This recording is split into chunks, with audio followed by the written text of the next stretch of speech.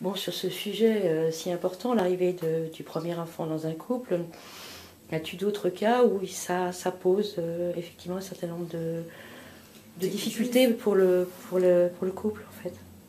D'une façon générale, ça pose une difficulté, parce que l'enfant, d'un seul coup, les deux parents sont amoureux d'une autre personne. Voilà, le père est amoureux de l'enfant et la mère est amoureuse de l'enfant.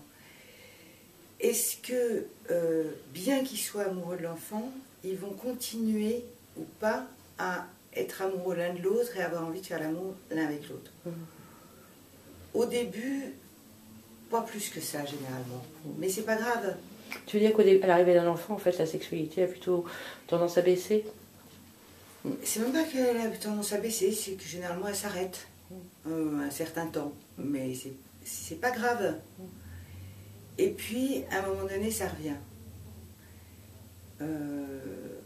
Voilà, c'est où l'homme qui, en premier, va ressolliciter sa femme dans Eh oh, tu es aussi ma femme, ou c'est la femme qui, à un moment donné, va faire je ne suis pas qu'une mère.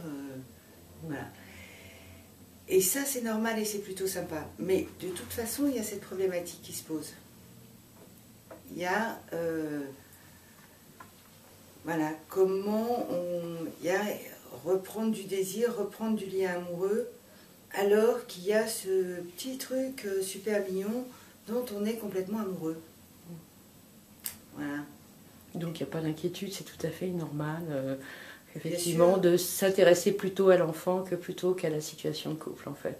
Là, on devient parent, c'est-à-dire pendant ce que tu es en train de dire, c'est dans le premier temps, on est parent, quoi. Et après, ça s'équilibre. Quand tu dis parent, pour moi, ça a un côté un peu pas très rigolo, quoi. C'est pas qu'on est parent, c'est qu'on est amoureux. C'est-à-dire que on peut regarder son enfant dormir et trouver ça formidable. On peut dire à la terre entière, objectivement, c'est quand même le plus beau des enfants que j'ai vus. Exactement comme quand on est amoureux. On va dire, mais il est très beau, il est très intelligent, il a toutes les qualités. Voilà. Alors, évidemment, ça c'est encore un autre cas de figure. C'est le cas de figure de l'enfant difficile, qui pleure toutes les nuits, qui est allergique à des trucs, qui va amener un souci dans le couple. Et le couple, il va être focalisé sur ce souci, et sur régler le souci, et il ne va pas être focalisé sur faisant l'amour.